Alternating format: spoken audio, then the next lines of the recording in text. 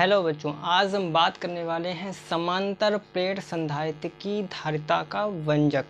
तो सबसे पहले आपको ये चित्र याद रखना है और इस चित्र में कुछ थ्योरी है जो याद रखनी है। तो यहाँ पर मैंने लिखा है कि माना कोई P1 और P2 दो समतल प्लेटें हैं, ठीक है, आपको दिख रहा है, जिनके बीच की दूरी d है और प्रति एक जो प्लेट है इसका क्षेत्रफल a है। अब इनके बीच में कोई माध्यम भर दिया जाता है, जिस पर भर दिया जाता है तो P1 और P2 यानी P1 प्लेट को प्लस Q आवेश दे दिया जाए। जब P1 प्लेट को प्लस Q आवेश दे दिया जाए तो यहाँ पर क्या होगा, प्रेरण विधि के कारण यानी प्रेरण के कारण जो दूसरी प्लेट है P2, इस पर क्या होगा, इसका विपरीत आवेश उत्पन्न हो जाता है, यानी विपरीत आवेश आ जाता है। तो वही लिखा है कि P1 को जब प्लस Q आवेश दिया जाता है तो P2 पर क्या हो जाता है, माइनस Q आवेश प्रेरण के कारण माइनस Q आवेश उत्पन्न हो जाता है। बस इतनी सी आपको थ्योरी याद रखनी है। अब क्या है कि यहाँ पर जो है आवेश दिया गया, ठीक है, तो क्या होगा, यहाँ पर विद्युत क्षेत्र उत्पन्न हुआ होगा। तो लेकिन यहाँ पर जो प्लेटें हैं, यहाँ पर जो है प्लेटें हैं, इनका जो पृष्ठीय आवेश होता है वो होता है सिग्मा होता है, पृष्ठीय आवेश सिग्मा होता है। तो यहाँ पर लिखेंगे प्लेटों प्रति एक प्लेट के लिए, प्रति एक प्लेट का पृष्ठीय आवेश घनत्व, प्रति एक प्लेट के लिए पृष्ठीय आवेश घनत्व।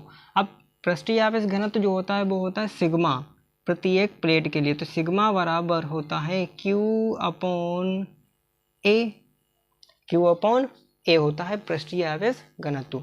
अब क्या है, यहाँ पर जो है आवेश के कारण विद्युत क्षेत्र उत्पन्न हुआ होगा, तो यहाँ पर हमें विद्युत क्षेत्र लिखना है।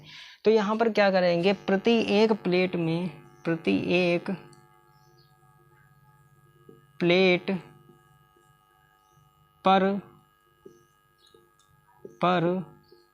उत्पन्न, प्रति एक प्लेट पर विद्युत क्षेत्र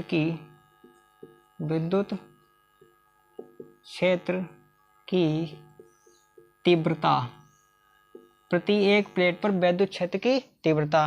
अब विद्युत क्षेत्र की तीव्रता होती है E बराबर sigma upon K epsilon not, K epsilon not. जब माध्यम भरा हो तो K एप्सिलॉन नॉट हो जाएगी, अगर माध्यम नहीं है तो epsilon not, sigma upon epsilon not होगा। तब यहाँ पर सिग्मा का मान मालूम है तो यहाँ पर हमें लिखना है मान ये। तो ये मान जब यहाँ पर लिखेंगे तो ये हो जाएगा Q upon K epsilon not into A, यानी Q upon K A epsilon not हो जाएगा विद्युत क्षेत्र की तीव्रता। अब क्या है कि यहाँ पर प्रति एक प्लेट पर हमें विभव लिखना पड़ेगा, क्योंकि आवेश है तो विभव भी होगा ही। तो यहाँ पर लिखेंगे प्रति एक प्लेट पर विभव कह सकते हो आप, विभवांतर भी कह सकते हो, विभवांतर क्या हो जाएगा, B बराबर होता है, सूत्र होता है प्लेटों के लिए ED, जो E है विद्युत क्षेत्र है की तीव्रता है और D जो है ये प्लेटों के बीच की दूरी होती है। E का मान यहाँ पर रखेंगे तो ये हो जाएगा V बराबर, E का मान यहाँ पर हो जाएगा Q, अब ये D upon K epsilon not into A हो जाएगा। अब क्या करना, प्रति एक प्लेट पर हमें क्या करना, धारिता ज्ञात करनी है। तो यहाँ पर धारिता का सूत्र लगाएंगे। तो यहाँ पर लिखेंगे प्रति एक, लिखेंगे धारिता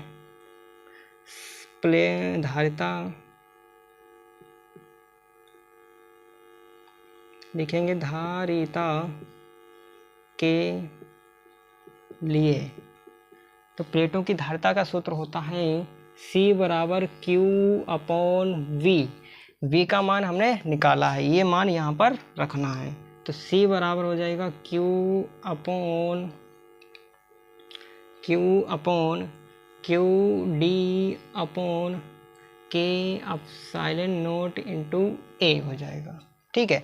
अब क्या है, Q से Q कट जाएगा, तो ये हो जाएगा C बराबर, ये मान ऊपर चला जाएगा तो ये हो जाएगा K epsilon not A upon D। तो यहाँ से ये समांतर प्लेट संधारित्र की धारिता का सूत्र हो जाएगा जब कोई माध्यम भर दिया जाता है। तो सिंपल सा ये डेरिवेशन है, आराम से हो गया है, तो आप देख लीजिए और बात करते हैं। तो अगर ये वीडियो समझ में आया है तो चैनल को सब्सक्राइब कीजिए और लाइक कीजिए और शेयर कीजिए। तो मिलते हैं नेक्स्ट वीडियो में, तब तक के लिए थैंक यू।